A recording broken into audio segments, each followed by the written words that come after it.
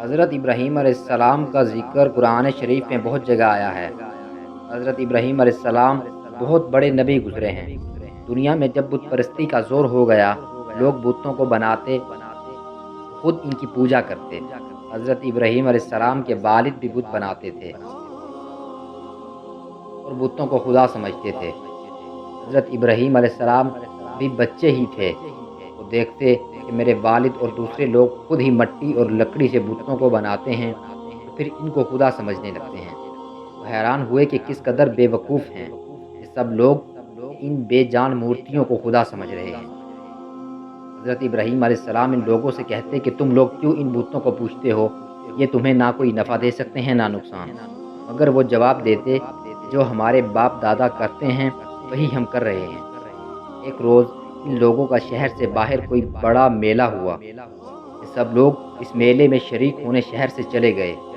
حضرت ابراہیم علیہ السلام اس میلے میں نہ گئے۔ ان کے پیچھے حضرت ابراہیم علیہ السلام ملک کے بڑے بت خانے میں گئے اور وہاں کے سب بتوں کو توڑ ڈالا سوائے ایک سب سے بڑے بت کے، اور کلہاڑی جس سے سب بتوں کو توڑا تھا وہ اس بڑے بت کے کاندھے پر رکھ دی، جس سے یہ معلوم ہوتا تھا کہ یہ سب اسی نے توڑے ہیں۔ لوگ جب واپس آئے اور انہوں نے بتوں کی یہ درگت دیکھی کہ کسی کا سر نہیں تو کسی کا پیر نہیں، تو بہت غصہ ہوئے کہ یہ حرکت کس نے کی ہے۔ سب نے شبہ حضرت ابراہیم علیہ السلام پر کیا کہ وہی بتوں کو برا کہتے تھے اور میلے پر بھی نہیں گئے۔ آخر ان کو بلا کر پوچھا کہ یہ بت کس نے توڑے ہیں؟ حضرت ابراہیم علیہ السلام نے جواب دیا کہ مجھ سے پوچھنے کی بجائے اپنے خداؤں سے کیوں نہیں پوچھتے جن کی تم عبادت کرتے ہو؟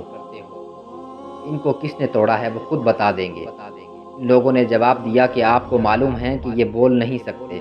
حضرت ابراہیم علیہ السلام نے کہا کہ تم ایسے بیکار خداؤں کی پوجا کرتے ہو۔ حضرت ابراہیم علیہ السلام نے پھر کہا کہ دیکھو، کلہاڑی بڑے بت کے کاندھے پر رکھی ہے، یہ کام اسی کا معلوم ہوتا ہے، اس سے پوچھو۔ یہ لوگ بہت ناراض ہوئے اور ان کے باپ آزر سے شکایت کی کہ تمہارا بیٹا ایسی حرکت کر رہا ہے، اس کو سمجھا لو ورنہ اچھا نہ ہوگا۔ حضرت ابراہیم علیہ السلام نے اپنے باپ کو بھی سمجھایا اور بت پرستی سے منع کیا اور عرض کیا کہ اے باپ، میں ڈرتا ہوں کہ تم پر خدا کا کوئی عذاب نازل نہ ہو۔ اس پر ان کے باپ بہت سخت ناراض ہوئے اور کہا کہ آئندہ تو نے مجھ سے کوئی ایسی بات کہی تو میں تمہیں سنسار کر دوں گا، اور کہا کہ تم میرے پاس سے ہمیشہ ہمیشہ کے لیے چلے جاؤ۔ آپ نے باپ کو سلام کیا اور کہا میں چلا جاتا ہوں، لیکن تمہارے لیے مغفرت کی دعا کرتا رہوں گا۔ پھر کیا ہوا، وہاں کے بادشاہ نمرود کو، جو بہت ظالم اور بت پرست تھا، ان سب باتوں کا پتہ چلا کہ آزر کا بیٹا ابراہیم لوگوں کو بتوں کی پوجا سے منع کرتا ہے اور ایک خدا کی دعوت دیتا ہے۔ اس نے ان کو اپنے دربار میں بلایا اور آپ سے جھگڑا کرنے لگا۔ حضرت ابراہیم علیہ السلام نے فرمایا کہ میرا خدا تو وہی ہے جو مارتا بھی ہے اور جلاتا بھی ہے۔ نمرود نے کہا میں بھی مار سکتا ہوں اور جلا سکتا ہوں۔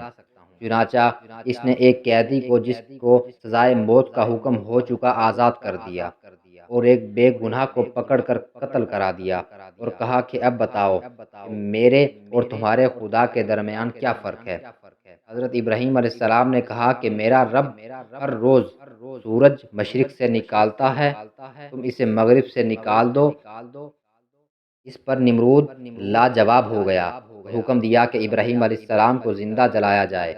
چنانچہ بہت سی لکڑیاں اکٹھی کی گئیں اور ان میں آگ لگائی گئی۔ جب آگ بہت بھڑک اٹھی اور اس کے شعلے آسمان کو خبر لانے لگے تو حضرت ابراہیم علیہ السلام کو اس میں پھینک دیا گیا، مگر وہ آگ خدا کے حکم سے ٹھنڈی ہو گئی اور آپ کو آگ سے کوئی تکلیف نہیں پہنچی۔ اس طرح جو لوگ اللہ تعالیٰ کے کہنے پر چلتے ہیں، اللہ پاک ان کو ہر تکلیف سے بچا لیتے ہیں اور ان کے لیے آسانیاں ہی آسانیاں ہو جاتی ہیں، اور جو لوگ اللہ تعالیٰ کا کہنا نہیں مانتے ان کے لیے اس دنیا میں مشکل ہی مشکل ہوتی ہے، اور مرنے کے بعد تو ہمیشہ جہنم میں رہیں گے۔